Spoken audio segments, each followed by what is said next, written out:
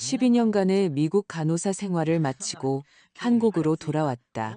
드디어 딸 수진이를 품에 안고 내가 사준 압구정 아파트에서 5살 배기 손자 민준이를 직접 만날 생각에 가슴이 벅찼다.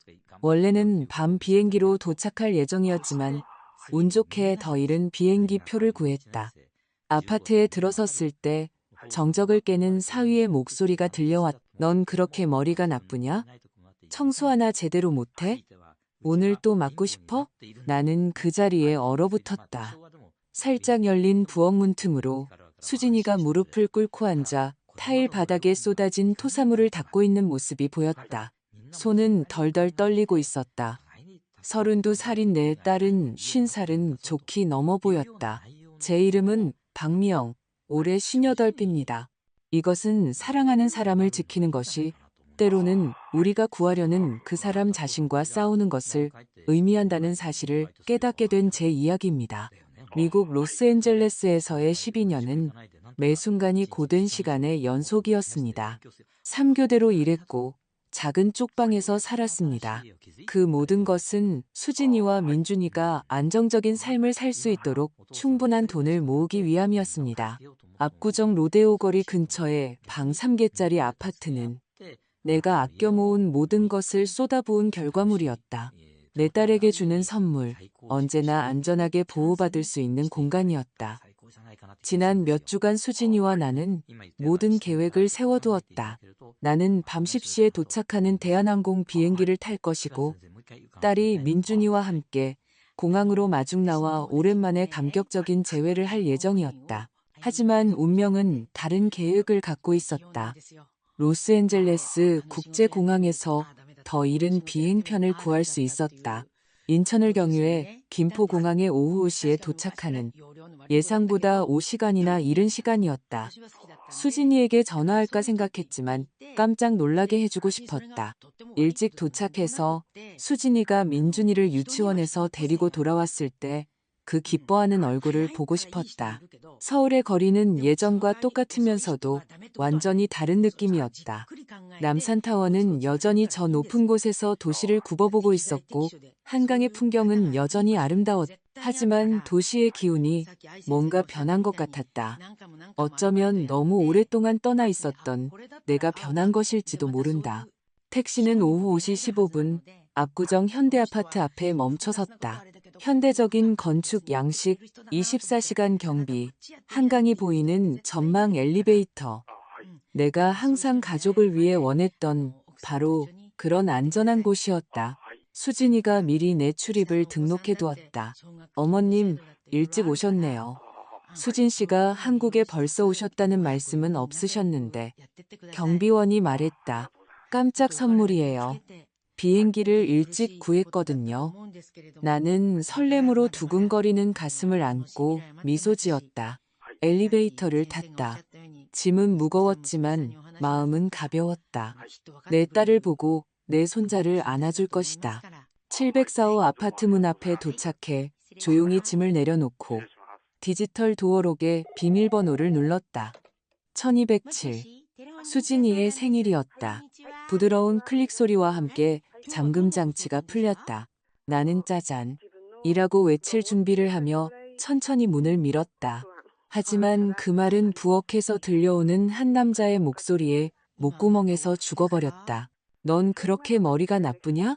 청소 하나 제대로 못해? 오늘 또 맞고 싶어? 온몸에 피가 얼어붙는 듯했다. 복도를 통해 수진이가 부엌 바닥에 무릎을 꿇고 타일에 토사물을 닦고 있는 모습이 보였다. 낡고 색이 바랜 티셔츠를 입고 머리는 되는 대로 질끈 묶은 모습이었다. 항상 꾸미기를 좋아하고 자존심 강했던 내 딸은 자기 자신의 그림자처럼 보였다. 사위인 최진혁은 맥주병을 든 채 딸을 내려다보고 있었다. 지금 치우고 있잖아. 수진이가 떨리는 목소리로 속삭였다. 조금만 더 있으면 돼. 넌 항상 조금만 더 있으면 된다고 하지. 그가 침을 뱉듯 말했다. 쓸모없는 년. 우리 엄마가 네가 얼마나 무능한지 아셨어야 하는데. 나는 복도에 마비된 듯 서 있었다. 그들은 내가 들어온 것을 듣지 못했다. 문은 조용했고 현관에는 카펫이 깔려 있었다. 갑자기 최진혁의 태도가 완전히 바뀌었다. 전자레인지 유리에 비친 누군가의 모습을 본 것이다. 그의 얼굴은 잔인한 분노에서 환한 미소로 바뀌며 내 쪽으로 돌아섰다. 어머님, 일찍 오셨네요. 그는 거짓된 열정으로 외치며 내게 달려왔다. 정말 멋진 서프라이즈예요. 수진이가 마침 어머님 돌아오신다고 대청소를 하고 있었어요. 아시잖아요. 수진이 성격. 항상 어머님께 완벽한 모습만 보여드리고 싶어 하잖아요. 수진이는 재빨리 일어나 더러운 청바지에 손을 닦았다. 그녀의 움직임은 광적이고 절박했다. 걸레를 쓰레기통 뒤로 던져 숨기려 했다. 엄마. 그녀는 눈까지는 미치지 못하는 미소를 억지로 지으며 말했다. 일찍 온다고 말 안 했잖아? 나구시에 공항으로 마중 가려고 했는데 더 좋은 연결편이 생겨서 깜짝 놀라게 해주고 싶었어. 나는 방금 본 것을 겨우 소화하며 대답했다. 수진이 다리 뒤에서 작은 아이가 나타났다. 민준이가 나를 처음으로 직접 보는 순간이었다. 커다란 갈색 눈이 호기심과 그리고 두려움처럼 보이는 무언가로 나를 쳐다보았다. 엄마, 민준이가 속삭였다. 이 할머니는 누구야? 그 말은 내 배를 강타하는 주먹 같았다. 매주 화상 통화를 했음에도 불구하고 나는 아이에게 여전히 낯선 사람이었다. 나는 내 안의 폭풍에도 불구하고 부드러운 목소리로 아이의 눈높이에 맞춰 몸을 낮췄다. 안녕, 아가. 할머니야, 미영 할머니. 우리 컴퓨터로 이야기했던 거 기억나? 할머니가 멀리서 일하고 있었는데 이제 우리 민준이랑 엄마랑 가까이 있으려고 돌아왔어. 민준이는 겁에 질려 수진이의 다리에 얼굴을 숨겼다. 수진이는 아들의 머리에 보호하듯 손을 얹었다. 바로 그때 나는 그녀의 손목을 감싸고 있는 짙은 보라색 멍을 보았다. 하얀 피부에 선명하게 찍힌 손가락 자국이었다. 수진아, 팔에 그건 뭐니? 내가 말을 시작했지만 그녀는 재빨리 소매를 끌어내리며 지금은 안 되라고 외치는 듯한 눈빛을 보냈다. 최진혁은 거짓된 친근함으로 내 어깨를 툭 치며 눈에는 분명한 경고를 담고 있었다. 요즘 좀 덜렁대서요. 어머님, 아시잖아요. 며칠 전에 찬장문에 부딪혔다니까요. 정신없는 여자죠. 그는 공허한 웃음을 터뜨렸다. 무언가 아주 잘못되었다. 내가 떠나보냈던 자신감, 넘치던 딸은 겁먹은 동물이 되어 끊임없이 남편의 눈치를 살피며 승인을 구하고 있었다. 내 품에 달려와야 할 손자는 마치 내가 위협이라도 되는 듯 엄마 뒤에 움츠러들고 있었다. 즐거운 재회가 되어야 할 그 자리에서 한 가지 생각이 수정처럼 명확해졌다. 내 가족에게 무슨 일이 일어났는지 알아내야만 했다. 그리고 그 진실은 내가 상상할 수 있는 것보다 훨씬 더 끔찍할 것이라는 불길한 예감이 들었다. 소주 냄새를 풍기는 것으로 보아 다른 일이었던 것 같지만 어쨌든 최진혁은 사업 미팅을 위해 밖으로 나갔다. 민준이는 낮잠을 자고 있었고 그의 압도적인 존재가 사라진 아파트는 다르게 느껴졌다. 수진이는 거실 소파에 앉아 멍하니 자신의 손을 내려다보고 있었다. 남산타워가 보이는 창문으로 들어오는 오후의 햇살에 멍 자국은 더욱 선명하게 보였다. 팔뿐만 아니라 손목 주변의 손가락 자국, 목에 사라져가는 누런 멍까지. 수진아. 나는 그녀 옆에 앉으며 부드럽게 말했다. 이 멍들 엄마한테 말해줘. 찬장문이라고는 하지 말고 내가 널 키웠어. 넌 내가 아는 아이 중에 가장 조심성 있는 아이였어. 그녀는 방어적으로 팔짱을 끼며 움츠러들었다. 아무것도 아니야, 엄마. 그냥 바보 같은 사고였어. 요즘 너무 피곤해서 좀 멍해. 그녀의 목소리는 떨렸고 내 시선을 피했다. 이 사람은 일요일마다 나와 정치 토론을 벌이던 자신감 넘치던 내 딸이 아니었다. 건축학과에서 과대표를 맡았던 그 수진이가 아니었다. 나는 그녀의 손을 부드럽게 잡았다. 이수진. 어릴 때처럼 그녀의 이름을 전부 불렀다. 네가 태어난 날 내가 무슨 약속했는지 기억나? 언제나 널 지켜주겠다고. 그 약속은 유효기간이 없어. 댐이 무너졌다. 하지만 내가 예상했던 방식은 아니었다. 그녀의 눈은 눈물로 가득 찼다. 하지만 그것은 분노의 눈물이었다. 나를 향한 분노였. 나를 지켜줘?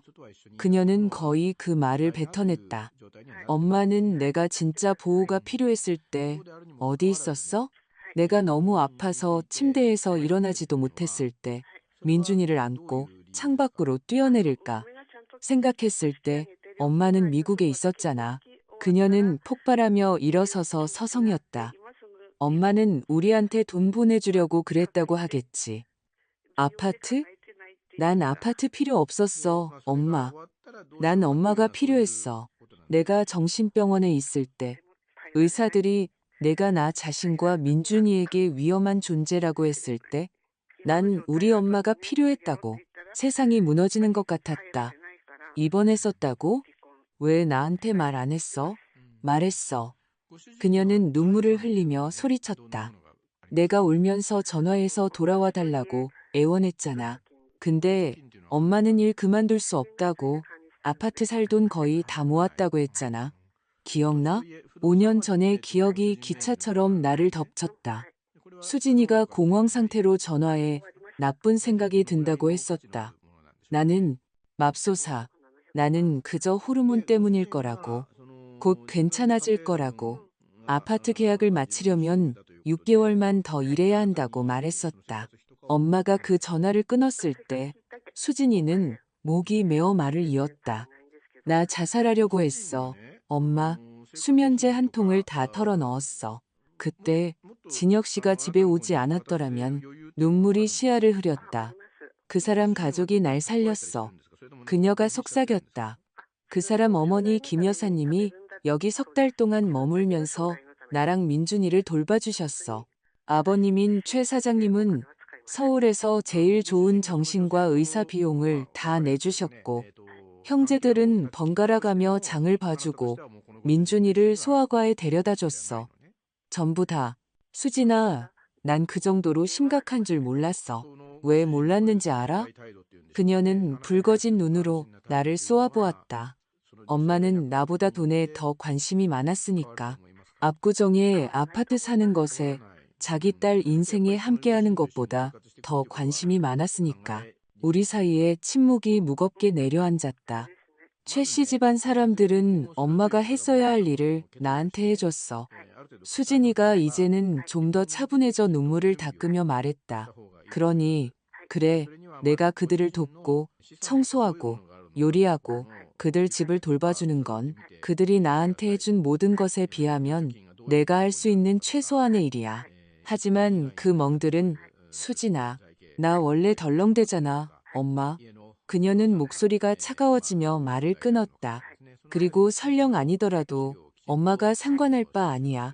엄마는 내 인생 최악의 순간에 날 버렸을 때 내 인생에 대해 왈가왈부할 권리를 잃었어. 그녀는 자기 방으로 들어가 문을 닫아버렸고 나는 죄책감의 무게와 함께 거실에 홀로 남겨졌다. 나는 내 딸을 구하러 돌아왔지만 딸의 머릿속에서 나는 이 이야기의 악당이라는 것을 알게 되었다. 그 후 며칠은 고통의 시간이었다. 수진이는 거의 나와 말을 섞지 않았다. 말을 할 때도 예의 바른 냉담함이 묻어났다. 반면 최진혁은 지나치게 친근했다. 항상 미소를 띠고 커피를 권하고 그와 그의 가족이 어떻게 수진이를 구했는지에 대한 이야기를 늘어놓았다. 하지만 밤에 내가 잠들었다고 생각할 때면 나를 떨게 만드는 소리들이 들려왔다. 두 번째 밤, 부부의 침실에서 억눌린 비명 소리가 들려왔다. 내가 싱크대에 그릇 놔두지 말라고 했지. 명백히 취한 진혁의 목소리였다. 그냥 불려놓은 거야. 당신 저녁 먹고 나서 씻으려고. 무언가 깨지는 소리. 수진이의 흐느낌. 이 쓸모없는 년. 쓸모없다고. 우리 엄마 말이 맞았어. 널 그냥 그 병원에서 죽게 내버려뒀어야 했는데 나는 침대에서 나와 그들의 방문으로 갔다. 문고리에 손을 얹었을 때 수진이의 목소리가 들렸다. 미안해, 여보. 내가 더 잘할게. 당신이 나한테 화내는 건 당연해. 나는 정말 당신한테 짐이야. 가슴이 산산조각 나는 것 같았다. 그녀가 사과하고 있었다. 자기가 그럴 만하다고 믿고 있었다.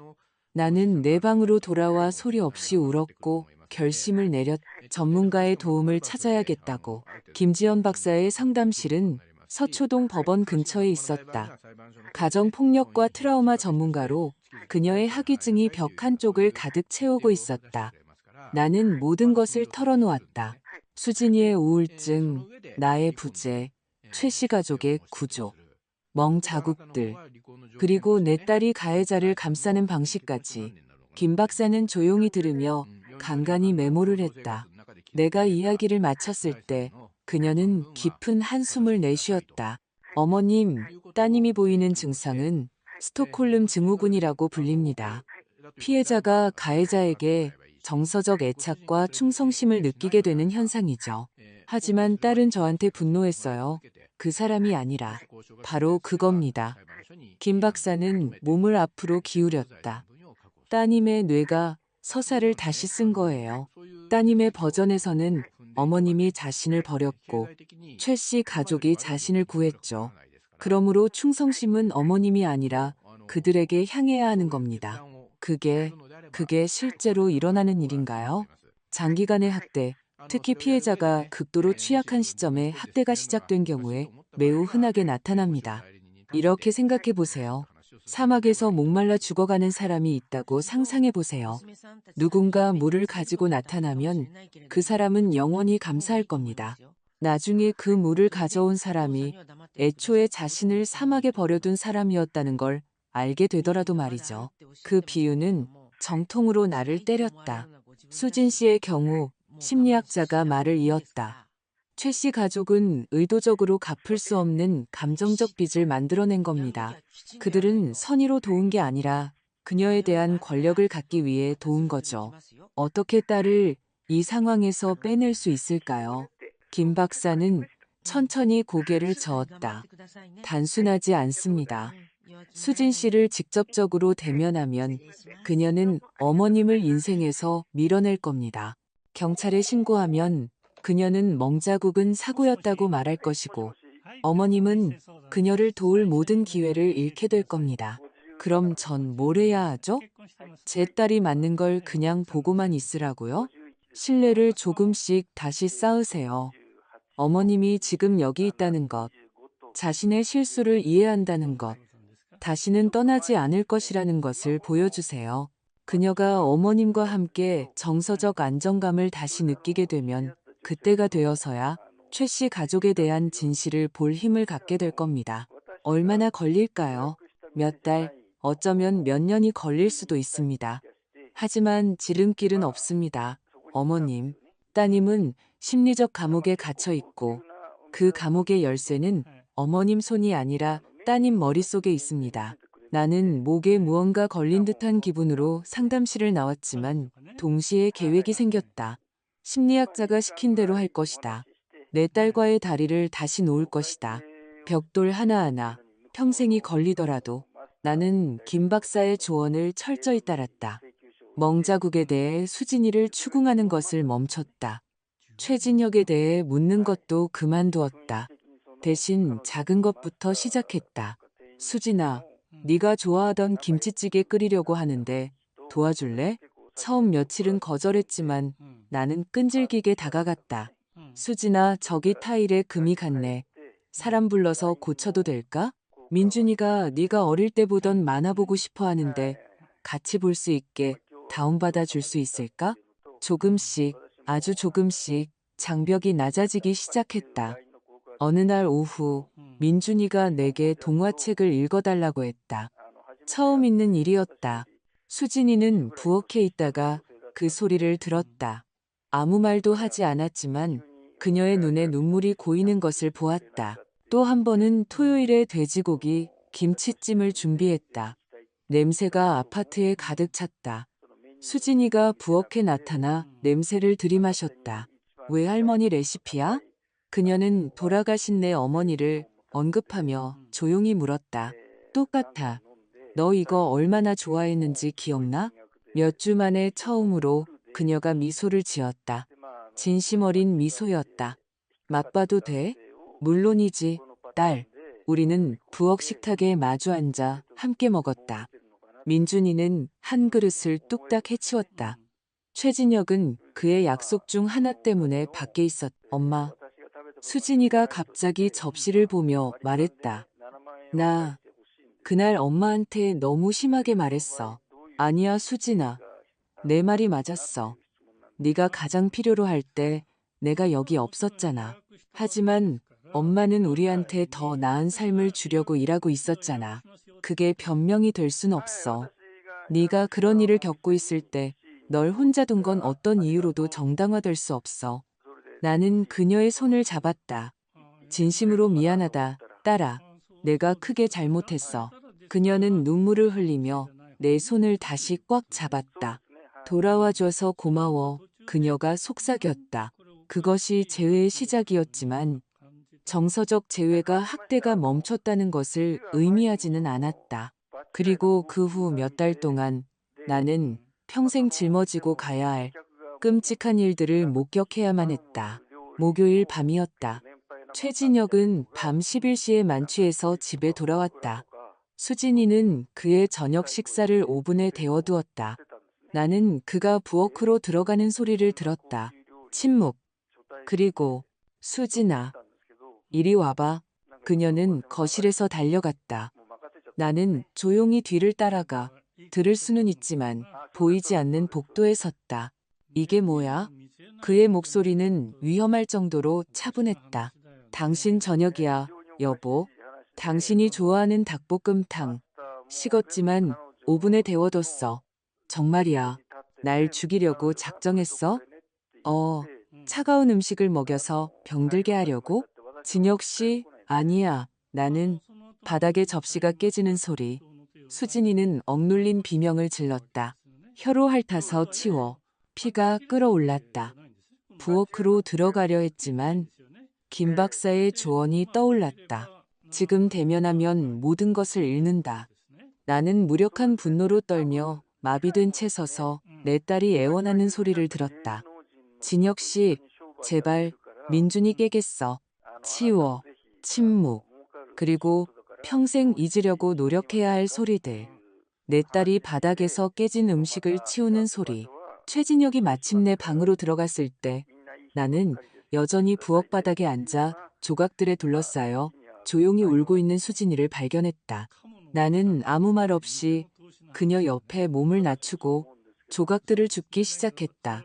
엄마, 그녀가 속삭였다. 아무한테도 말하지 마, 제발.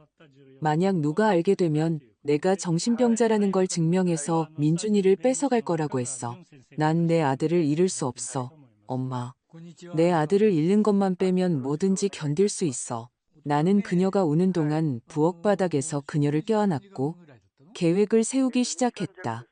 그때 처음으로 변호사를 찾아갔다. 강민아 변호사는 서초동에 사무실이 있었고 법원 건물이 내다보였다. 나는 모든 것을 이야기했다. 그녀는 귀에 깊게 들었다. 어머님, 이것은 스톡홀름 증후군을 동반한 복잡한 심리적 학대 사건입니다. 하지만 법적으로 조치를 취하려면 수진 씨가 도움을 원해야 합니다.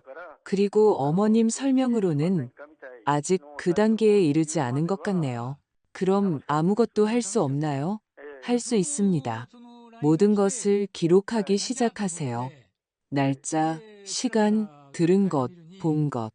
그녀가 허락한다면 멍 자국 사진을 찍으세요. 대화를 녹음하려고 노력하세요. 서류철을 만드세요. 딸이 알게 되면요. 위험이 따릅니다. 하지만 그녀가 마침내 도움을 요청할 때, 그리고 그녀는 요청할 겁니다. 어머님, 그들은 결국 항상 요청하거든요. 어머님은 증거를 준비해두고 있게 될 겁니다. 나는 사명감을 가지고 그곳을 나왔다. 아주 작은 녹음기를 샀다. 거실 책장에 숨겨두고 모든 것을 녹음했다. 첫 번째 유용한 녹음은 금요일에 나왔다. 최진혁은 늦게 취해서 엘리베이터에서부터 소리를 지르며 들어왔다. 최진혁, 내 마누라 어디 갔어? 이수진, 수진, 나 여기 있어, 여보. 저녁 먹었어? 최진혁, 밖에서 먹었어. 네가 만든 건 개밥만도 못하니까. 네 음식은 내가 평생 먹어본 것 중에 최악이야. 수진, 미안해. 내일은 당신이 더 좋아하는 걸로 만들어줄게. 최진혁, 내일? 네가 내일을 맞을 자격이 있다고 생각해? 네가 계속 내 집에 살 자격이 있다고 생각하냐고? 수진, 진혁 씨, 그렇게 말하지 마. 엄마가 들을 수도 있어.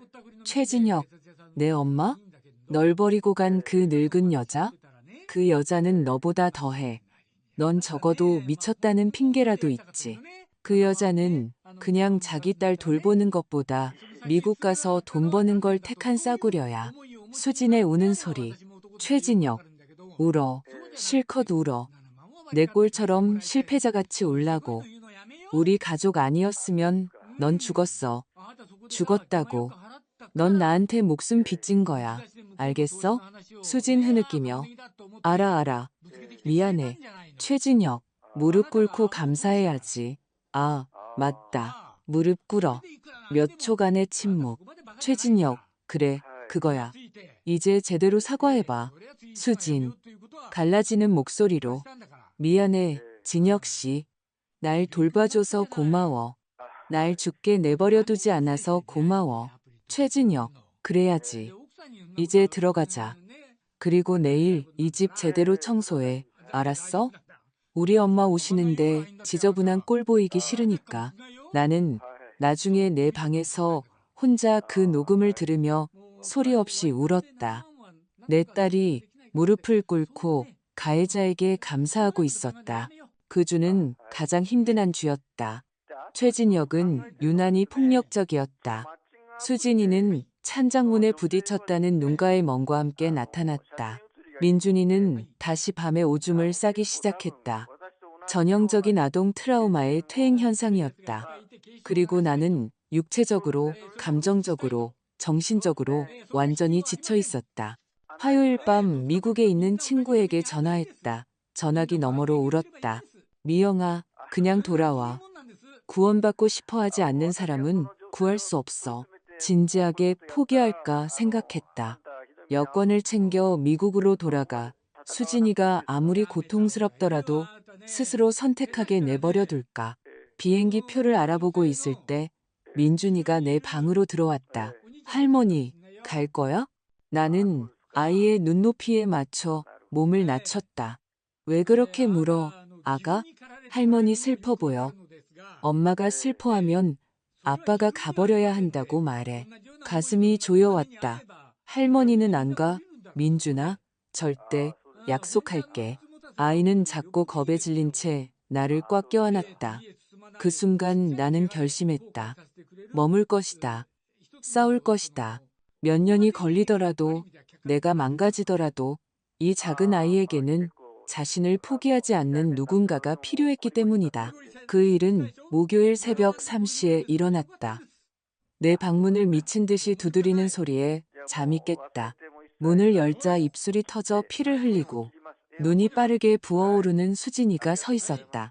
엄마. 그녀가 흐느꼈다. 도와줘. 더는 못 견디겠어. 나는 그녀를 안으로 끌어들여 조용히 문을 닫았다. 민준이는 자고 있었고 최진혁은 부부 침실에서 만취해 기절한 듯했다. 떨면서 수진이는 내게 말했다. 최진혁은 술에 취해 그녀가 맥주 사놓는 것을 잊었다는 이유로 격분해서 돌아왔다. 물건을 부수기 시작했고 그녀가 진정시키려 하자 폭발했다. 이번엔 더 세게 때렸어. 그녀가 울었다. 그리고 민준이가 깼어. 민준이가 봤어. 엄마. 내 아들이 내가 맞는 걸 봤다고. 나는 딸이 무너져 내리는 동안 품에 안았다. 더는 못 견디겠어. 그녀가 마침내 인정했다. 나는 그동안 계속 나 자신에게 거짓말을 해왔어. 내가 그럴 만하다고, 감사함 때문이라고. 나를 해치는 사람에게 구원받았다는 사실이 당신 말이 맞았다는 것. 내가 학대당하고 있었다는 것을 인정하는 것보다 나았기 때문에 거짓말을 했어. 수진아, 넌 그럴 필요. 말해야겠어. 엄마, 그냥 말하게 해줘. 그녀는 심호흡을 했다. 엄마가 미국에서 돌아와서 무슨 일이 일어나고 있는지 보여주려고 했을 때 난 엄마를 공격했어. 내가 괴물과 결혼했다는 것, 나를 구해준 가족이 나를 노예로 만들고 있었다는 것을 받아들이는 것보다 엄마 탓을 하는 게 더 쉬웠으니까. 중요한 건 네가 이제 본다는 거야. 보여. 마침내 보여. 그녀는 겁에 질린 아이 같은 눈으로 나를 바라보았다. 하지만 어떻게 빠져나가야 할지 모르겠어. 엄마, 너무 무서워. 뭐가 무서운데, 딸아. 그들이 협박한 대로 할까봐 온몸의 피가 차갑게 식었다. 무슨 협박? 그녀는 침을 삼켰다. 내가 떠나려고 하거나 신고하면 내가 무능한 엄마라는 걸 증명하겠다고 했어. 내 정신과 기록을 나한테 불리하게 사용하고 민준이를 데려가겠다고. 다음 날 아침 나는 수진이를 강남의 한 종합병원 응급실로 데려갔다. 상처를 기록하고 사진을 찍고 상세한 진단서를 받았다. 모든 것을 문서화했다. 그리고 곧장 강민아 변호사 사무실로 가서 모든 것을 이야기했다. 변호사는 메모를 하며 들었다. 수진 씨, 정말 이걸 할 준비가 되셨나요? 추잡해질 겁니다. 그들은 더럽게 싸울 거예요. 알아요. 하지만 제 아들이 엄마가 쓰레기 취급당하는 걸 보면서 자라게 할 수는 없어요. 여자를 그렇게 대하는 게 당연하다고 배우면 어떤 남자가 되겠어요? 강 변호사가 미소 지었다. 그럼 전쟁을 시작하죠. 하지만 전략적으로 움직여야 합니다. 그녀는 노트북을 열고 계획을 짜기 시작했다. 1단계, 앞으로 2주간 계속 증거를 수집합니다. 녹음하고 사진 찍고 증인을 확보하세요. 2단계 접근 금지 명령을 신청합니다. 3단계 동시에 이혼 소송을 제기합니다. 4단계 그들이 민준이를 데려가려 하면 가정폭력 증거로 맞섭니다. 아파트는요? 내가 물었다. 최진혁 이름으로 명의를 이전했다고 하던데요. 강 변호사는 내가 가져온 서류를 확인했다. 이건 위조입니다. 어머님 서명이 위조됐어요. 박미영 어머님. 이 서류에 서명했다고 되어 있는 날짜에 어머님은 미국에 계셨어요. 여권 출입국 도장이 그걸 증명합니다. 그럼 범죄를 저질렀다는 건가요? 네, 공문서 위조죄입니다. 이건 검찰청에 넘기겠습니다. 하지만 이 절차는 별개이고 몇 달이 걸릴 수 있습니다. 지금은 수진 씨와 민준이의 안전에 집중하죠. 우리는 새로운 희망을 품고 그곳을 나왔지만 전쟁은 이제 막 시작되고 있었다. 그 후 2주간은 치열했다. 수진이는 적극적으로 대화를 녹음하기 시작했다. 우리는 4개의 결정적인 녹취록을 확보했다. 이웃들과 조심스럽게 이야기했다. 302호 할머니는 잦은 고함 소리를 들었다고 확인해 주었다. 504호 부부도 증언에 동의했다. 강 변호사가 고용한 사설 탐정은 더 큰 폭탄을 발견했다. 최진혁에게는 전과가 있었다. 7년 전 여자친구가 폭행으로 고소한 기록이 있었다. 그녀가 고소를 취하한 후 사건은 종결되었다. 우리는 그녀를 찾아내 대화의 동의를 얻었다. 그녀는 모든 것을 증언하겠다고 했다. 최 씨 집안 사람들도 무언가 달라졌다는 것을 눈치채기 시작했다. 수진이는 더 자신감 있어 보였고 대꾸가 줄었으며 눈에 생기가 돌았다. 내가 아파트에 살면서 최진혁은 분노 발작을 조절해야만 했다. 어느 목요일 밤 최 사장과 김 여사가 예고 없이 아파트에 나타났다. 긴급 가족 회의라고 했다. 우리는 모두 거실에 앉았다. 미영 씨, 최 사장이 능글맞은 목소리로 시작했다. 우리가 5년 전에 수진이 치료비로 얼마를 썼는지 알아요? 2억 원이 넘어요. 우리는 아무것도 청구하지 않아요. 가족이니까. 하지만 김 여사가 미소 지으며 말을 이었다. 수진이가 변호사를 찾아다니고 우리 가족에 대해 안 좋은 말을 하고 다닌다는 소문이 들려서 걱정이 돼서요. 미영 씨, 최 사장이 몸을 앞으로 기울였다. 따님은 심각한 정신 문제가 있었어요. 아주 심각하게 자살 시도도 했고요. 어느 판사든 이 기록을 보면 아이를 돌볼 능력이 있는지 의심할 겁니다. 위협은 명백했다. 내 손자를 뺏겠다고 협박하는 건가요? 내 목소리는 얼음장처럼 차가워졌다. 아무도 협박하지 않아요. 최 사장이 양손을 펼쳤다. 그저 사실을 상기시켜 드리는 것 뿐입니다. 만약 누군가 은혜를 모르고 가족에게 문제를 일으킬 경우 양육권 소송에서 사용될 수 있는 사실들이죠. 이 아파트는요, 내가 일어섰다. 제 명의예요. 제가 샀다고요. 최 사장은 뱀 같은 미소를 지었다. 확실해요? 제가 가진 서류에는 2년 전에 아파트가 최 서방 이름으로 이전된 걸로 나오는데 장모님이 사위에게 주신 선물, 얼마나 아름다운 모습인가요? 내 세상이 멈췄다. 거짓말이야. 등기소에 등록된 사실입니다. 그는 서류철에서 종이들을 꺼내 테이블 위에 던졌다. 모든 게 완벽해요. 박미영 씨 서명, 2023년 3월 서울에서 공증까지 받았네요. 난 이거 서명한 적 없어요. 2023년 3월에는 미국에 있었다고요. 로스앤젤레스 병원에서 일하고 있었어요. 그럼 그건 공증사무소 문제지. 내 문제는 아니죠. 위조였다. 그들은 내 서명을 위조했고 나에게는 완벽한 증거가 있었다. 내 여권. 당신들은 문서를 위조했어요. 함부로 심각한 비난을 하지 마시죠. 미영 씨. 김 여사가 경고했다. 명예훼손도 범죄인 거 아시죠? 내 아파트에서 나가요. 엄밀히 말하면 최진혁이 처음으로 입을 열며 미소 지었다. 이제 제 아파트죠, 장모님. 나가. 그들은 조용히 일어섰다. 우리가 한 말 잘 생각해 보세요, 미영 씨. 최 사장이 문 앞에서 말했다. 수진이는 불안정해요. 걔가 또 발작해서 민준이를 해치지 않는다고 누가 보장하죠? 그 죄책감을 평생 짊어지고 싶어요? 그리고 그들은 독을 퍼뜨리고 떠났다. 문이 닫히자마자 수진이는 소파에서 과호흡을 하며 무너져 내렸다. 그들이 민준이를 데려갈 거야. 그녀가 울었다. 나는 즉시 강 변호사에게 전화했다. 그들이 방금 최대의 실수를 저질렀어요. 내가 위조 사실을 말하자 강 변호사가 말했다. 어머님은 미국에 있었다는 증거가 있어요. 여권 도장, 병원 근무 기록. 그들은 어머님이 명백히 해외에 있는 동안 공문서를 위조했어요. 이건 연방 범죄 수준의 중죄예요. 하지만 민준이는요? 그들이 수진이에게서 아이를 뺏어갈 수 있나요? 시도할 수는 있겠죠. 하지만 우리는 준비되어 있을 겁니다. 월요일에 바로 접근금지 명령을 신청하고 공문서 위조 혐의 고발장을 검찰에 바로 접수할 거예요. 나는 전화를 끊고 수진이를 껴안았다. 괜찮을 거야, 딸아. 그들이 제 발등을 찍었어. 하지만 속으로는 겁에 질려 있었다. 만약 최 씨 집안이 정말로 민준이를 데려가는데 성공한다면 다음 월요일 강 변호사는 긴급 접근금지 명령을 신청했다. 모든 것을 첨부했다.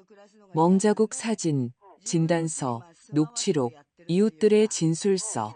판사가 48시간 안에 검토할 겁니다. 그녀가 우리를 안심시켰다. 이 증거들이면 거부하는 건 불가능해요. 수진이는 그 이틀 동안 끔찍한 불안 상태에 시달렸다. 최진혁도 분위기 변화를 감지했다. 그는 더 공격적이고 편집증적으로 변했다. 강 변호사의 전화는 오후 3시에 울렸다. 그녀는 조용히 듣고 있었고 얼굴에서 핏기가 가셨다. 알겠습니다. 네, 알려주셔서 감사합니다. 전화를 끊고 그녀는 잠시 책상을 응시했다. 무슨 일이에요? 나는 심장이 빠르게 뛰는 것을 느끼며 물었다. 판사가 접근금지 명령을 기각했습니다. 세상이 멈췄다. 기각이라니요? 수진이가 벌떡 일어나며 소리쳤다. 그 모든 증거를 가지고 어떻게 기각할 수가 있어요? 강 변호사는 평정을 유지하려 애쓰며 심호흡을 했다. 판사는 김태우 부장판사입니다. 그는 증거가 임박한 위험을 특정하기에 불충분하고 멍자국은 다른 설명이 가능하며 녹취록에는 명시적인 신체적 폭력이 나타나지 않고 이웃들의 진술은 입증되지 않은 제3자의 이야기라고 말했습니다. 그건 불가능해요. 내가 폭발했다. 그 녹취록은 너무나 명백해요. 그가 딸을 욕하고 모욕하고 위협하는 내용이 다 담겨 있다고요. 알아요, 어머님, 알아요. 하지만 강 변호사는 망설였다. 하지만 뭐요? 제가 급하게 알아봤는데 김 판사는 최 사장과 테니스를 같이 치는 사이더군요. 강남의 같은 클럽 회원이에요. 지난 5년간 자주 만난 기록이 있고요. 온몸에 피가 얼어붙었다. 판사가 최 씨 집안과 친구였다. 직접적인 부패를 증명할 순 없지만 그의 기각은 기술적으로 전혀 말이 되지 않아요. 양심 있는 판사라면 우리가 제출한 증거의 절반만으로도 접근금지 명령을 내렸을 겁니다. 수진이는 넋이 나간 채 허공을 응시하고 있었다. 그럴 줄 알았어. 그녀가 중얼거렸다. 그들이 너무 힘이 세다는 걸 알았어. 판사들을 주머니에 넣고 다닌다는 것도. 알면서도 엄마 말에 넘어가서 신고하다니. 수진아, 아니, 이제 어떡해? 그녀는 공황 상태의 야생적인 눈으로 나를 바라보았다. 이제 최진혁은 내가 자기한테 접근금지 명령을 신청하려 했다는 걸 알게 될 거야. 날 죽일 거라고, 엄마. 그녀의 말이 맞았다. 그리고 더 최악인 것은 판사 자신이 이미 최 씨 집안에 알려줬을 가능성이 높다는 것이었다. 항소할 수 있나요? 내가 강 변호사에게 물었다. 네, 다른 판사에게 항소할 수 있습니다. 하지만 시간이 걸려요. 몇 주, 어쩌면 몇 달이 걸릴 수도 있습니다. 수진이는 몇 주를 기다릴 시간이 없어요. 알아요. 강 변호사가 좌절하며 책상을 손으로 쳤다. 알아요, 어머님. 하지만 시스템이 이래요. 느리고 관료적이고 부패가 끼어들면 그 순간 내 휴대폰이 울렸다. 모르는 번호였다. 박미영입니다. 박미영 씨. 차갑고 남성적인 목소리였다. 최 사장입니다. 오늘 법원에서 뭘 좀 시도했다면서요? 잘 안 됐나 보네? 내 손이 전화기를 힘껏 쥐었다. 어떻게? 나도 친구들이 있지, 미영 씨. 중요한 자리에 있는 친구들. 내가 경고했잖아. 우리 가족이 힘이 세다고. 근데 듣지를 않더군. 조심하는 게 좋을 거야, 미영 씨.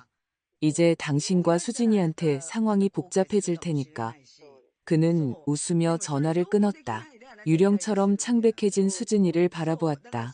그들이 알아. 내가 말했다. 최 씨 집안이 이미 알고 있어. 우리는 저녁 6시에 아파트로 돌아왔다. 최진혁이 기다리고 있었다. 수진이가 디지털 도어록으로 문을 열자마자 그는 그녀의 팔을 잡아 안으로 끌어당겼다. 내가 모를 줄 알았어? 그가 씩씩거렸다. 접근금지? 나한테 접근금지를 걸어? 진혁 씨, 놔줘.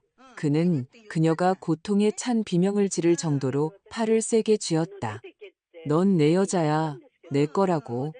내가 널 정신병원에서 구해줬는데 감히 법으로 날 엿먹이려고 해? 내가 끼어들려 했다. 그 애 놔줘. 그는 나를 밀쳤다. 나는 바닥에 넘어지며 벽에 등을 부딪혔다. 민준이가 방에서 울기 시작했다. 엄마, 할머니, 최진혁은 수진이를 복도를 지나 그들의 침실로 끌고 갔다. 나는 간신히 일어나 뒤쫓아갔지만 그는 내 얼굴 앞에서 문을 쾅 닫고 안에서 잠가버렸다. 소리가 들려왔다. 수진이의 비명. 무언가 깨지는 소리, 최진혁이 퍼붓는 욕설. 나는 떨리는 손으로 112에 전화했다. 여보세요, 경찰이죠. 긴급 도움이 필요해요. 한 남자가 제 딸을 폭행하고 있어요. 주소를 알려주자 순찰차가 출동 중이라고 했다. 민준이가 울면서 내 잠옷을 붙잡고 방에서 나왔다. 할머니, 무슨 일이야? 이리 와, 아가. 나는 아이를 품에 안고 끔찍한 소리들로부터 멀리 떨어진 부엌으로 데려갔다. 여기 있자, 괜찮아. 비명은 사이렌 소리가 들릴 때까지 5분 더 계속되었다. 경찰이 침실문을 부수고 들어갔다. 코에서 피를 흘리고 입술이 터지고 셔츠가 찢어진 채 바닥에 쓰러져 있는 수진이를 발견했다. 최진혁은 그녀 위에 서서 여전히 소리치고 있었다. 넌 내 거야? 아무도 널 나한테서 뺏어갈 수 없어. 경찰들이 그를 제압하고 수갑을 채웠다. 끌려가면서 그는 수진이에게 소리쳤다. 이게 끝이 아니야. 우리 아버지가 널 박살낼 거야. 네 아들 뺏어갈 거라고. 넌 모든 걸 잃게 될 거야. 수진이는 병원에서 4시간을 보냈다. 코뼈 골절, 갈비뼈 3개 균열, 온몸에 타박상. 병원 측은 의무적으로 신고해야 했다. 가정폭력방지법은 신고를 의무화하고 있었다. 형사가 그녀의 진술을 받으러 왔다. 이수진 씨, 남편을 정식으로 고소하시겠습니까? 그녀는 나를 보고 의자에 잠든 민준이를 보았다. 네, 그녀는 고통에도 불구하고 단호한 목소리로 말했다. 그 사람이 구속되길 원해요. 자기가 한 짓에 대한 대가를 치르길 원해요. 형사는 서류를 작성했다. 구속영장을 신청하겠습니다. 이 정도 상해와 현행범 체포라면 판사도 쉽게 기각하지 못할 겁니다. 하지만 나는 불길한 예감이 들었다. 최진혁은 구속적 부심 심사를 받으러 갔다. 수진이가 병원에서 나갈 수 없는 상황이었기에 내가 가족을 대표해 참석했다. 강 변호사가 내 옆을 지켰다. 판사는 김태호 판사. 우리의 접근 금지 명령을 기각했던 바로 그 사람이었다. 강 변호사가 주장했다. 재판장님, 피고인은 아내를 잔인하게 폭행하다 현행범으로 체포되었습니다. 피해자는 코뼈와 갈비뼈, 골절로 입원 중입니다. 그가 풀려날 경우 명백하고 심각한 위험이 존재합니다. 최 씨 집안의 비싼 변호사가 반박했다. 재판장님, 제 의뢰인은 한 가정의 가장이자 존경받는 사업가이며 전과가 없습니다. 이번 폭행은 불행히도 감정적 스트레스 상황에서 통제를 벗어난 부부싸움일 뿐입니다. 다시는 아내에게 손대지 않을 것입니다. 구속영장 청구는 과도하며 무죄 추정의 원칙에 위배됩니다. 판사는 판결했다. 전자발찌 부착을 조건으로 보석을 허가한다. 피고인은 피해자에게 500m 이내 접근이 금지되며 이를 어길 시 즉시 구속될 것이다. 보석. 그는 몇 시간 안에 풀려날 것이었다. 수진이에게 말하자 그녀는 걷잡을 수 없이 떨기 시작했다. 날 찾아올 거야. 그녀가 속삭였다. 전자발찌 따위로는 막을 수 없어. 날 죽일 거라고, 엄마. 그리고 나는 반박할 어떤 말도 할 수 없었다. 금요일 아침, 수진이가 아직 병원에서 회복 중일 때 나는 한 사회복지사에게서 전화를 받았다. 박미영 어머님, 저는 강남구 아동보호 전문기관의 김선아입니다. 미성년자 민중군에 대한 방임 및 위험에 관한 익명의 신고가 접수되었습니다. 심장이 멎는 듯했다. 방임이요? 무슨 방임이요? 신고에 따르면 아동의 어머니가 자살 시도를 포함한 심각한 정신과적 병력이 있으며 최근 폭력 사건 후 입원했고 아동이 지속적으로 가정폭력을 목격하고 있어 심리 발달에 위험이 있다고 합니다. 그건 조작이에요. 엄마를 폭행한 건 아빠고 전자발찌를 차고 있는 것도 아빠라고요. 어머님의 분노는 이해합니다만 저희는 미성년자와 관련된 모든 신고를 조사할 법적 의무가 있습니다. 오늘 중으로 가정 방문을 해야겠습니다. 전화를 끊고 즉시 강 변호사에게 전화했다. 그들이 아동보호 전문기관에 신고했어요. 민준이를 뺏으려고 해요. 진정하세요.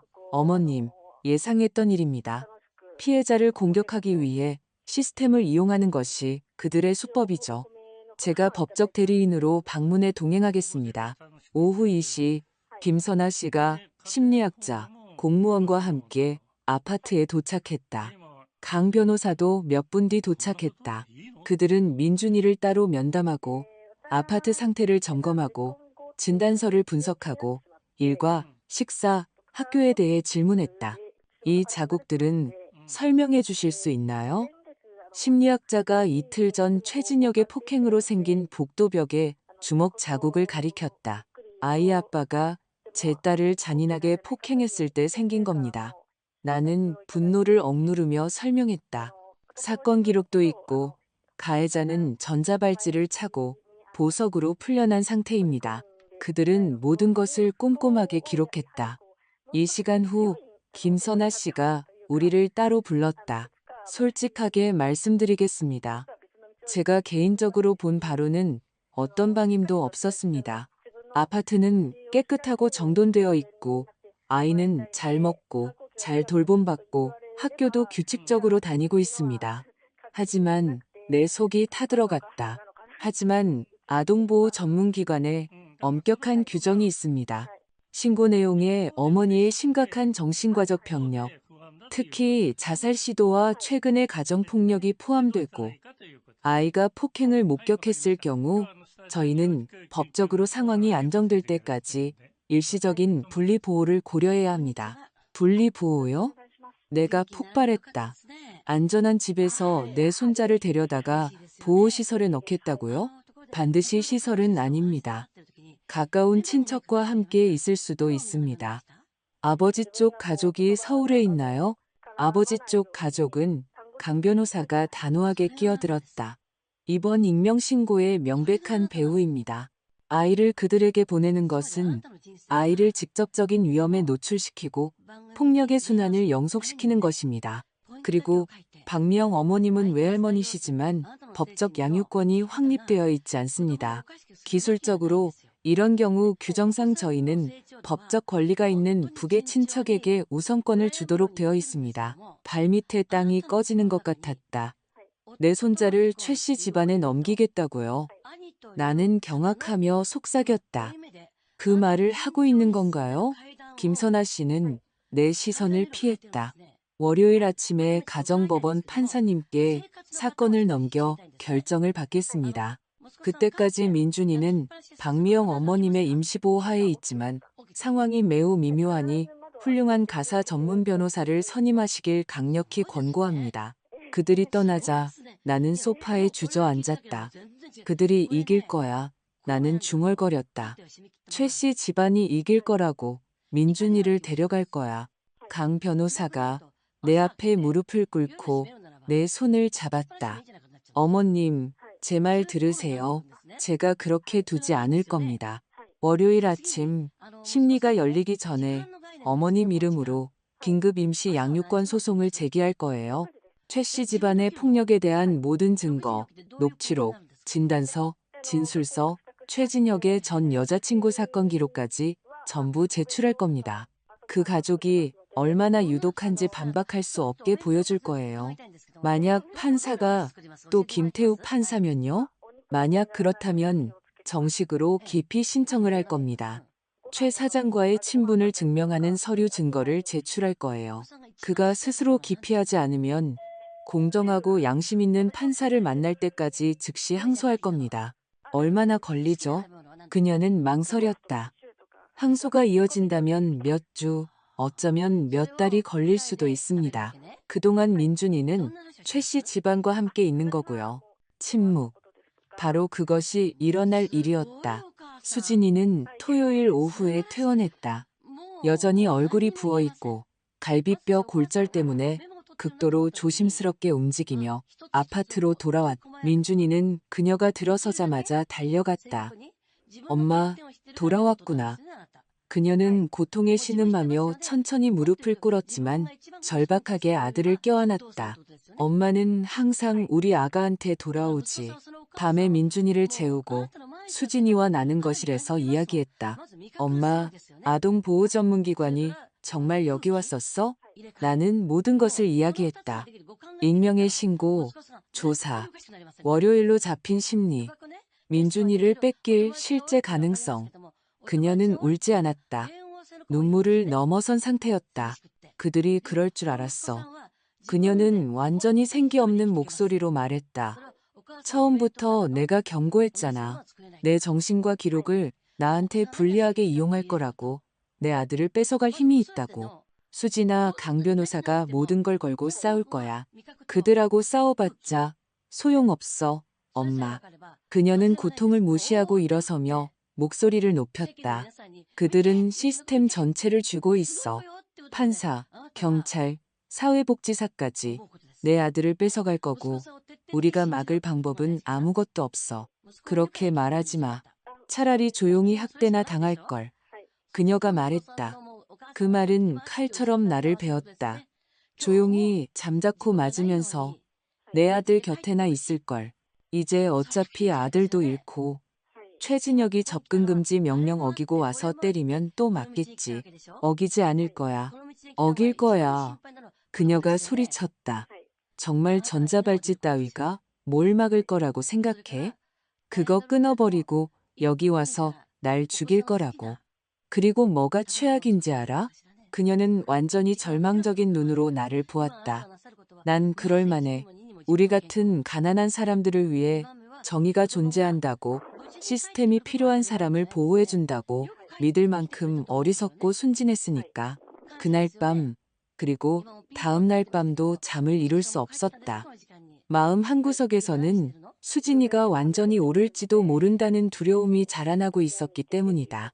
월요일 아침 9시, 우리는 민준이의 임시 양육권을 논의하기 위해 서초동 가정법원에 심리가 잡혀 있었다. 강 변호사가 두꺼운 서류철 2개를 들고 문 앞에서 우리를 만났다. 중요한 걸 하나 얻었어요. 그녀가 말했다. 그리고 며칠 만에 처음으로 나는 그녀의 얼굴에서 진짜 희망을 보았다. 검찰이 아파트 서류 위조에 대해 정식으로 범죄 수사를 개시했어요. 금요일 밤에 최 씨 집안을 압수수색해서 컴퓨터, 서류, 휴대폰 전부 다 가져갔대요. 그래서요? 나는 안도감을 느끼기에는 너무 지쳐서 물었다. 그래서 이건 우리 주장에 엄청난 공신력을 더해줘요. 최 씨 집안이 공문서를 위조하는 연방수사 대상 범죄자라는 걸 보여주는 거죠. 그들이 안정된 가정이라는 주장을 극적으로 약화시킬 거예요. 우리는 심리실로 들어갔다. 반대편에는 전자발찌를 찬, 하지만 자유로운 최진혁과 최 사장, 김 여사, 그리고 비싸 보이는 변호사 3명이 앉아 있었다. 최 사장은 나를 보고 미소 지었다. 넌 이미 졌고 그걸 알고 있지라고 명백히 말하는 미소였다. 판사가 들어섰다. 김태호 판사였다. 강 변호사가 즉시 일어섰다. 재판장님, 심리를 시작하기 전에 재판장님과 사건 당사자 간의 개인적인 친분이 입증되었으므로 정식으로 깊이 신청을 합니다. 김 판사는 그녀를 차갑게 쏘아보았다. 무슨 친분이라는 겁니까? 변호사님, 재판장님께서는 강남의 모클럽에서 최 사장과 정기적으로 테니스를 치십니다. 지난 5년간 수십 차례의 사교 모임 기록이 문서로 확인되었으며 여기에는 저녁 식사와 가족 행사도 포함됩니다. 심리실이 웅성거렸다. 김 판사의 얼굴이 눈에 띄게 붉어졌다. 변호사님, 제가 개인적으로 합법적인 친분을 맺는다는 사실이 제 공정한 재판을 방해하지는 않습니다. 송구합니다만 재판장님께서는 매우 강력한 증거에도 불구하고 접근 금지 명령을 기각하셨고 피해자에게 심각한 신체적 상해를 입힌 현행범 가해자를 석방하셨습니다. 편파성은 이미 기록상 객관적으로 증명되었습니다. 분위기는 팽팽해졌다. 김 판사가 의사봉을 세게 내리쳤다. 기피 신청을 단호히 기각하며 변호사님께서는 심각한 암시에 대해 극도로 주의하시길 경고합니다. 강 변호사는 한치도 물러서지 않았다. 그렇다면 이 결정에 대해 정식으로 고등법원에 항고하며 즉각적인 재판부 변경을 요청합니다. 기각합니다. 이 심리는 제 주재하에 계속될 것입니다. 변호사님께서 계속해서 이런 무례한 행동을 하시면 강제 퇴정시키겠습니다. 나는 수진이를 보았다. 그녀는 격렬하게 떨며 순수한 사리를 담아 자신을 노려보는 최진혁에게 시선을 고정하고 있었다. 심리는 악몽처럼 진행되었다. 최 씨 집안의 수석 변호사는 교수 같은 목소리로 주장했다. 이수진 씨는 자살 시도를 동반한 심각한 산후우울증 병력이 기록되어 있습니다. 자신과 아들에게 위험이 된다는 이유로 강제 입원된 적도 있습니다. 최근에는 양측이 서로 폭행한 상호 폭행 사건 이후 다시 입원했습니다. 상호 폭행 아니었어요. 수진이가 벌떡 일어나며 소리쳤다. 그 사람이 비겁하게 날 때렸다고요. 내 코를 부러뜨렸어요. 조용히 하시오. 김 판사가 격렬하게 의사봉을 내리쳤다. 신청인은 발언권이 없소. 즉시 착석하시오. 변호사는 동요하지 않고 말을 이었다. 아이는 심각한 불안정 환경에서 살고 있으며 지속적인 폭력과 명백한 심리적 트라우마를 겪고 있습니다. 부계 가족은 입증된 안정적인 가정, 풍부한 재정적 자원, 정서적 안정, 그리고 아이를 돌본 경험을 제공합니다. 가족 상황이 정상화될 때까지 친할아버지인 최 사장에게 긴급 임시 양육권을 부여해 주실 것을 요청합니다. 강 변호사는 40분 동안 맹렬하게 반박했다. 충격적인 녹취록, 상세한 진단서, 3명의 이웃이 작성한 진술서, 역시 폭행당했던 최진혁의 전 여자친구의 공식 고발장을 제출했다. 재판장님, 최 씨 가족은 체계적이고 문서화된 폭력의 패턴을 보입니다. 가장은 공문서 위조 혐의로 검찰의 수사를 받고 있습니다. 바로 이 순간에도 범죄 수사가 진행 중입니다. 이 무고한 아이를 그들에게 넘기는 것은 아이를 직접적인 위험에 빠뜨리고 학대의 순환을 영속시키는 것입니다. 김 판사는 그녀의 말을 계속해서 끊었다. 증거의 절반을 의심스러운 절차적 기술을 이유로 무효화했다. 검찰 수사는 예비 단계이며 전혀 결론이 나지 않았다고 말했다. 이웃들의 진술은 증거 가치가 없는 주관적인 인상이라고 일축했다. 최종 결정의 순간이 왔을 때 나는 이미 그 결과가 어떨지 확실히 알고 있었다. 어머니의 심각하고 문서화된 정신과적 병력, 현재 가정에 입증된 심각한 불안정성, 아동이 목격한 다수의 최근 폭력 사건, 그리고 오직 미성년자의 최상의 이익을 고려하여 친할아버지인 최 사장에게 최초 60일간의 긴급 임시 양육권을 부여한다. 이 기간이 끝나면 상황을 공식적으로 재평가할 것이다. 수진이는 완전히 무너져 내렸다. 안 돼요. 안 돼. 제발 제 아들한테 이러시면 안 돼요. 그녀는 최 씨 집안이 있는 곳으로 필사적으로 달려가려 했지만 법정 경위 2명이 그녀를 제지했다. 민준아, 내 아들, 내 아가. 나는 마비된 듯한 충격에 얼어붙어 상처 입은 동물처럼 울부짖으며 제지당하는 내 딸을 보고 있었다. 최 사장은 조용히 일어나 비싼 양복을 매만지고 나를 향해 직접 미소 지으며 지나가면서 조용히 말했다. 내가 말했지. 당신들은 모든 걸 잃게 될 거라고. 박미영 씨. 다음 날 오전 10시 정각, 사회복지사 김선아 씨가 2명의 공무원과 함께 민준이를 데리러 왔다. 수진이는 심하게 진정제를 맞은 상태였다. 어젯밤부터 걷잡을 수 없는 심각한 공황 발작 상태에 있었기 때문에 의사가 강력한 진정제를 투여해야만 했다. 나는 민준이에게 혼자 설명해야 했다. 아가, 할아버지 최 사장님 댁에서 며칠 지내게 될 거야. 왜? 나 가기 싫어. 엄마랑 할머니랑 여기 있고 싶어. 알아, 내 사랑.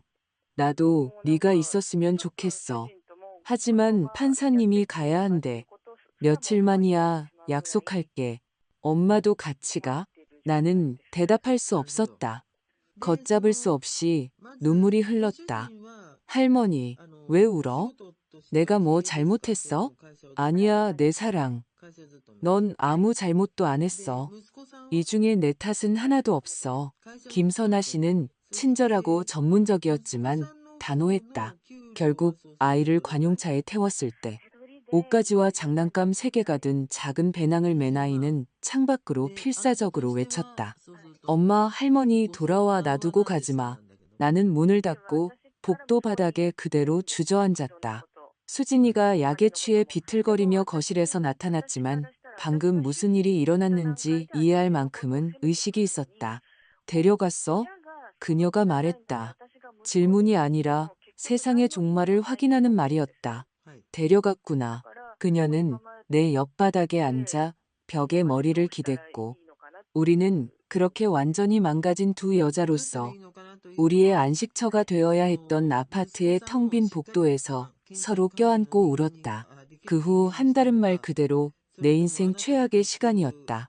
수진이는 심각한 임상적 우울증에 빠졌다.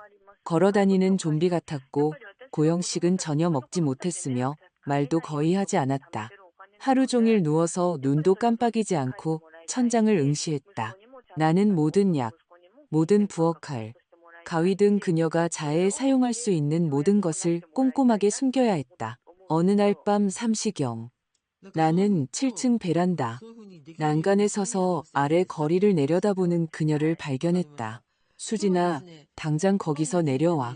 왜? 엄마? 내 아들 없이 살아서 뭐해? 민준이 되찾을 거니까 약속할게. 그녀는 웃었다. 영혼이 전혀 없는 기계적인 웃음이었다. 우리가? 대체 어떻게? 판사는 부패한 게 증명됐고 최 씨 집안은 돈이 무한하고 나는 이제 공식적으로 위험한 정신병자 엄마야. 법원 공식 기록에 그렇게 남았다고. 나는 법적으로 미쳤기 때문에 아들을 잃은 거야. 넌 미치지 않았어. 대한민국 공식 시스템은 내가 그렇대. 그리고 솔직히 사람들이 누굴 믿을 것 같아? 나? 아니면 시스템? 나 역시 빠르게 한계에 다다르고 있었다. 강 변호사는 법적으로 지칠 줄 모르고 계속 싸웠다. 항소, 긴급 재심 요청, 대법원 진정. 하지만 모든 것이 체계적으로 막혔다. 김 판사가 가로막았다. 법원은 항소를 검토하는데 몇 달이 걸렸고 그동안 민준이는 최 씨 집안에 갇혀 있었다. 그들은 일주일에 단 한 시간, 항상 그들의 저택에서 김 여사가 한마디 한마디를 감시하는 가운데 감독하에 면회를 허용했다. 면회는 순전히 계산된 심리적 고문이었다. 민준이는 필사적으로 울며 집으로 돌아가게 해달라고 애원했다. 엄마, 왜 나 안 데려가? 내가 말 안 들었어? 엄마 화나게 했어? 아니야, 내 예쁜 아가. 넌 아무 잘못도 안 했어. 그럼 왜 집에 못 가? 수진이는 차마 대답할 수 없었다. 면회가 끝나면 완전히 정신적으로 파괴되어 다시 약을 먹어야 했다. 5번째 주에 나는 정말로 모든 것을 포기할 뻔했다. 수진이가 유리 조각으로 손목을 그으려 했다. 제때 막을 수 있었지만 그녀 자신의 생명을 보호하기 위해 72시간 동안 정신병원에 강제 입원시켜야만 했다. 최 씨 집안이 그들의 정보원을 통해 이 사실을 알게 되자 그들은 즉시 이것을 우리에게 무자비하게 이용했다. 보십시오, 재판장님. 그들의 변호사가 판사에게 긴급 청원서에서 주장했다. 어머니는 자살 시도를 동반한 심각한 정신병적 발작 상태에 있습니다. 명백히 아이를 돌볼 최소한의 조건도 갖추지 못했습니다. 양육권 연장을 요청합니다. 강 변호사는 필사적으로 싸웠다. 아들을 폭력적으로 빼앗겼기 때문에 깊은 위기 상태에 있는 겁니다. 사랑하는 엄마라면 누구나 보일 수 있는 정상적이고 예상 가능한 심리적 반응입니다. 하지만 아무 소용없었다. 김 판사는 최 씨 집안의 임시 양육권을 60일 더 연장했다. 강 변호사가 울면서 소식을 전했을 때 나는 완전히 무너져 내렸다. 미국에 있는 친구에게 전화해 걷잡을 수 없이 흐느꼈다. 미영아, 넌 인간적으로 할 수 있는 모든 걸 다 했어. 어쩌면 이제 고통스럽게 받아들여야 할 때인지도 몰라. 범죄적인 학대자들이 이겼다는 걸. 한국의 시스템이 너무 망가졌다는 걸. 어떤 싸움은 보통 사람들은 그냥 이길 수 없다는 걸. 나는 몇 시간 동안 텅 빈 아파트의 하얀 벽을 응시했다. 정신병원에 입원한 수진이도 없고 최 씨 집안에 있는 민준이도 없이 완전히 혼자였다. 돌아온 이후 처음으로 진지하고 구체적으로 생각했다. 어쩌면 정말로 미국으로 완전히 돌아가야 할지도 모른다고. 이 악몽을 뒤로하고 다시 시작해야 한다고. 대한항공 웹사이트를 열어 돌아가는 비행기 표를 알아보고 있을 때 휴대폰이 울렸다. 강 변호사였다. 어머님, 지금 당장 사무실로 와주셔야겠어요. 정말 엄청난 일이 일어났어요. 뭔데요? 검찰이 위조 수사를 종결했는데 단순한 서류 위조보다 훨씬 더 많은 걸 발견했어요. 나는 강 변호사 사무실로 달려갔다. 그녀는 검찰청의 박 검사와 함께 있었다. 박미영 어머님. 그가 심각하게 시작했다. 저희가 처음에 어머님 아파트 등기 위조를 수사하면서 우연히 훨씬 더 크고 심각한 범죄 조직을 발견했습니다. 그는 노트북을 열어 정리된 디지털 파일들을 보여주기 시작했다. 최 사장은 단순히 어머님 서류 하나만 위조한 게 아닙니다. 그는 체계적인 범죄 조직을 운영해왔습니다.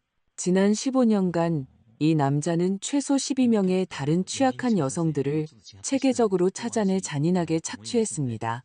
나는 말 그대로 턱이 빠지는 것 같았다. 12명이요? 저희가 등기 및 은행 기록을 통해 지금까지 추적하고 문서화한 것만 12명입니다. 아직 확인하지 못한 피해자가 더 있을 수도 있습니다. 패턴은 항상 소름 끼치도록 동일합니다. 극도로 취약한 상황에 놓인 여성, 심각한 우울증, 약물 중독, 최근의 사별, 중병. 그의 세 아들 중 하나가 낭만적으로 접근합니다. 온 가족이 재정적, 정서적 지원으로 그녀를 구해줍니다. 완전한 심리적 의존성을 만듭니다. 그리고 나서 체계적으로 서류를 위조해 재산과 부동산을 훔칩니다. 그는 화면에 다른 여성들의 사진을 보여주었다. 모두 수진이가 가졌던 것과 똑같이 완전히 부서진 표정을 하고 있었다. 왜 아무도 전에 신고하지 않았죠? 몇몇이 용감하게 신고를 시도했습니다. 직접적인 살해 위협, 강압적인 금전 합의, 명예훼손을 통한 남용적인 소송을 통해 잔인하게 침묵당했습니다. 한 여성은 신고를 시도한 후 정신병원에 6개월간 강제 입원당했습니다. 그리고 한 명은 그는 눈에 띄게 망설였다. 한 명은 흔적도 없이 사라졌습니다. 최 사장의 첫 번째 법적 아내인 김미숙 씨는 2008년 4월에 심각한 가정폭력으로 정식 고소장을 제출했습니다. 2달 뒤인 6월에 완전히 사라졌습니다. 다시는 발견되거나 목격되지 않았고 사건은 자발적 실종으로 종결되었습니다. 등골이 오싹해졌다. 그가 공식적으로 아직 아무것도 단정할 수 없습니다. 하지만 저희는 이 사건을 살인 혐의로 정식 재수사에 착수했습니다. 그리고 저희가 최 씨 집안의 범죄 수법에 대해 발견한 모든 것을 고려할 때 솔직히 더 이상 놀랄 일도 없습니다. 이게 우리 사건에 구체적으로 어떤 의미가 있죠? 강 변호사가 몇 주 만에 처음으로 미소 지었다. 내일 아침 6시에 저희는 최 사장에 대해 조직범죄, 상습사기, 살인 혐의로 구속영장을 청구하고 집행할 겁니다. 그리고 민준이가 그와 함께 있을 경우 실제적이고 임박한 생명의 위협에 처해 있다고 법적으로 주장할 겁니다. 김 판사가 또 기각하겠죠. 언제나처럼? 아닙니다. 검사가 단호하게 끼어들었다. 이제 수사는 검찰청 소관입니다. 구속영장 심사는 지방법원 김 판사가 아닌 서울중앙지방법원 판사가 맡게 될 겁니다. 그리고 이미 사건을 맡게 될 판사와 사전 협의를 마쳤습니다. 그녀는 가정폭력, 부패, 취약계층 대상 범죄에 대해 전국적으로 강경하기로 유명한 분입니다. 한 달간의 지옥 같은 시간 속에서 처음으로 나는 진짜 희망이 돌아오는 것을 느꼈다. 정확히 언제죠? 작전은 내일 수요일 오전 6시 정각으로 예정되어 있습니다. 검찰은 그들의 저택과 최 사장의 회사에 대한 압수수색 영장을 동시에 집행하고 최 사장, 김 여사, 최진혁을 구속할 겁니다. 그리고 만약 민준이가 어떤 위험이나 비정상적인 상황에서 발견되면 즉시 국가 보호하에 데려올 겁니다. 새벽 5시 45분 무장한 검찰 수사관 23명이 평창동에 있는 최 씨 집안의 저택을 완전히 포위했다. 강 변호사는 판사의 특별 허가를 받아 긴급 퇴원한 수진이와 내가 현장에 동행할 수 있도록 했다. 우리는 50m 떨어진 관용차 안에서 모든 것을 지켜보았다. 오전 6시 정각. 수사관들이 정문을 부수고 전술 대형으로 진입했다. 5분 후 최 사장이 수갑을 찬 채 끌려 나오며 미친 듯이 소리쳤다. 이건 말도 안 되는 공권력 남용이야. 여기 있는 놈들 전부 다 고소할 거야. 너희들 누굴 건드리는지 몰라. 김 여사도 공식적으로 체포되었다. 수사 결과 그의 모든 계획에 적극적으로 공모한 사실이 드러났다. 최진혁은 부지 뒤편으로 필사적으로 도망치려 했지만 수사관들에게 저지당하고 격렬하게 수갑이 채워졌다. 그리고 그때 한 수사관이 조심스럽게 집에서 나오며 민준이를 품에 안고 있는 것을 보았다. 민준아. 수진이가 차에서 뛰쳐나가며 소리쳤다. 수사관이 우리 쪽으로 걸어왔다. 친어머니 되십니까? 네, 네, 저예요. 그는 조심스럽게 민준이를 수진이에게 건넸다. 민준이는 경련하듯 울며 필사적으로 그녀에게 매달렸다. 엄마, 엄마, 나 너무 무서웠어. 할아버지가 소리 지르고 물건 부쉈어. 그리고 할머니는 엄마가 이제 나 안원에서 다시는 안 데리러 올 거라고 했어. 수진이는 주체할 수 없이 울면서 엄청난 힘으로 아이를 껴안았다. 엄마는 항상 널 데리러 갈 거야. 내 사랑, 항상. 이 세상 무엇도 그걸 막을 수 없어. 나는 울면서 동시에 두 사람을 껴안았다. 한 달간의 지옥 같은 시간 끝에 내 손자가 마침내 돌아왔다. 최 씨 집안의 형사재판은 만원인 서울중앙지방법원에서 열렸다. 전국 언론, 여성인권운동가, 변호사, 그리고 그들이 체계적으로 착취했던 12명의 피해자들이 모두 참석했다. 범죄 혐의는 충격적이었다. 최 사장, 조직범죄, 12건의 특수사기, 23건의 공문서위조, 소송 중 협박, 살인 혐의, 검찰 구형, 징역 32년. 김 여사, 위 모든 범죄의 공범, 조직범죄 공동정범, 구형, 징역 22년. 최진혁, 특수가정폭력, 중상해, 협박, 심리적 감금, 사기, 구형, 징역 18년. 수진이는 이 시간 동안 증언해야 했다. 모든 것을 공개적으로 다시 겪는 것은 극도로 힘들었지만 그녀는 단호하고 명확했다. 그들은 저를 우울증에서 구해준 게 아닙니다. 그들은 제가 제 인생에서 가장 취약한 순간에 의도적으로 저를 사냥했습니다. 저를 완전히 통제하기 위해 체계적이고 계산적으로 저를 심리적으로 무너뜨렸습니다. 제 존엄성, 제 집, 제 자존감을 훔쳤고 그 과정에서 제 아들까지 영원히 훔쳐갈 뻔했습니다. 다른 11명의 피해자들도 3일 동안 끔찍한 이야기를 증언했고 법정의 사람들은 공개적으로 울었다. 배심원단은 이틀간의 수계 끝에 판결을 내렸다. 유죄. 강혜란 판사는 최종 형량을 선고했다. 최 사장, 징역 30년. 김 여사, 징역 20년. 최진혁, 징역 17년. 또한 최 씨 가족의 모든 동산 및 부동산의 몰수를 명했다. 재산은 경매에 붙여져 수익금은 12명의 피해자들에게 물질적, 정신적 피해에 대한 배상금으로 균등하게 분배될 것이었다. 수진이는 내 손을 힘껏 쥐었다. 끝났어. 그녀가 눈물을 흘리며 속삭였다. 마침내 끝났어. 압구정 아파트는 위조무효 판결 후 공식적으로 내 이름으로 돌아왔다. 몰수된 최 씨 집안 재산의 경매는 총 114억 원의 수익을 냈고 12명의 피해자들은 각각 약 9억 5천만 원의 배상금을 받았다. 수진이는 돈의 상당 부분을 작지만 중요한 사회 프로젝트를 시작하는 데 사용했다. 혜란의 집. 우리를 결정적으로 도와준 판사의 이름을 딴 곳이었다. 학대적인 관계에서 벗어나는 여성들에게 무료 심리 상담, 법률 지원, 임시 쉼터를 제공하는 공간이었다. 하지만 수진이 자신은 여전히 매일 싸우고 있었다. 일주일에 3번 집중 치료를 받았고 심각한 불안과 우울증 약을 꼬박꼬박 복용했다. 좋은 날도 있었고 끔찍하게 나쁜 날도 있었다. 나쁜 날에는 침대에서 나올 수 없었고 마비시키는 공황 발작을 겪었다. 그녀는 직접 사람들을 대하는 것이 극심한 불안을 유발했기 때문에 집에서 할 수 있는 작은 건축 컨설팅 프로젝트를 원격으로 작업했다. 엄마, 나 언젠가 다시 정상이 될 수 있을까? 그녀가 심한 위기 상황에서 울며 물었다. 솔직히 모르겠어, 딸아. 나는 고통스러운 진실로 대답했다. 하지만 예전 기준의 정상이 될 필요는 없어.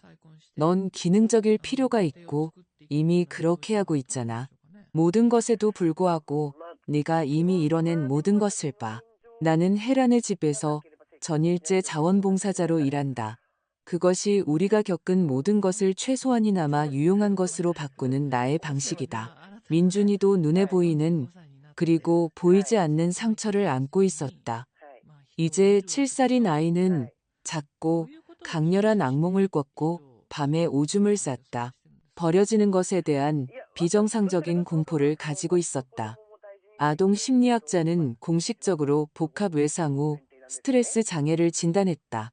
어느 날 오후 나는 민준이가 거실에서 혼자 그림을 그리는 것을 발견했다. 집 그림이었는데 한 여자가 바닥에서 울고 있고 큰 남자가 소리치고 있었다. 모두 어두운 색으로 칠해져 있었다. 이게 뭐야? 내 사랑? 그는 크고 슬픈 갈색 눈으로 나를 보았다. 나쁜 최할아버지 집이야. 기억하기 싫은데 그림이 머리에서 저절로 나와.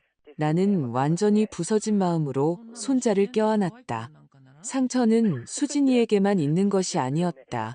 그 아이에게도 깊이 새겨져 있었다. 미국에서 그 일은 비행기를 타고 돌아온 지 2년 반이 지났다. 수진이는 비교적 나아졌지만 전통적인 의미에서 치유된 것은 아니다. 그녀는 원격으로 일하고 스스로를 부양하며 아마 평생 먹어야 할 약을 먹는다. 연애는 하지 않고 관심도 없다. 하지만 이제 더 자주 미소 짓는다. 민준이와 진심으로 놀아준다. 민준이는 이제 8살이다. 똑똑하고 극도로 예민하며 다정하지만 여전히 주 1회 심리 상담을 의무적으로 받고 있다. 성인 남성을 신뢰하는데 심각한 어려움을 겪는다. 나 역시 나만의 밤에 악마들이 있다. 생생한 악몽에 새벽 3시에 자주 깬다. 수진이를 제때 구하지 못하고 민준이를 뺏겨 다시는 되찾지 못하고 최진혁이 내 앞에서 수진이를 죽이는 꿈을 반복해서 꾼다. 나를 갉아먹는 끊임없는 죄책감이 있다. 만약 내가 5년 전에 돌아왔더라면? 만약 돈 모으는데 집착하지 않았더라면? 내가 매주 보기 시작한 상담사는 내게 반복해서 말한다. 미영 씨, 과거는 절대 바꿀 수 없어요. 현재를 가지고 건설적으로 무엇을 할지 의식적으로 결정할 수 있을 뿐입니다. 그래서 나는 매일 그렇게 하려고 노력한다.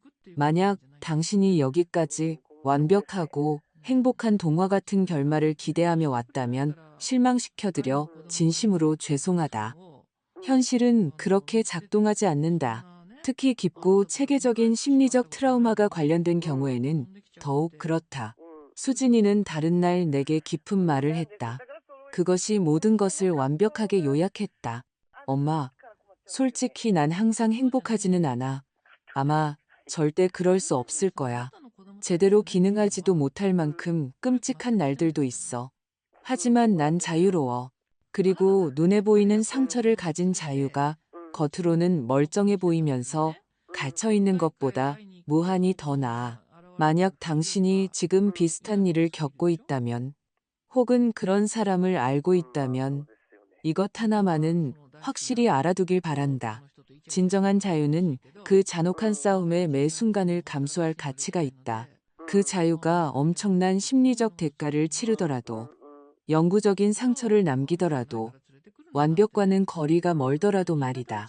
왜냐하면 체계적인 학대의 반대편에는 진짜 삶이 있기 때문이다. 영화 같은 영원히 행복하게는 아닐지라도 당신이 중요한 결정을 내리고 끊임없는 공포 속에서 살지 않는 진정으로 당신의 산말이다. 그리고 때로는 솔직히 그것만으로도 충분해야 한다. 우리는 살고 살아남고 계속 존재한다.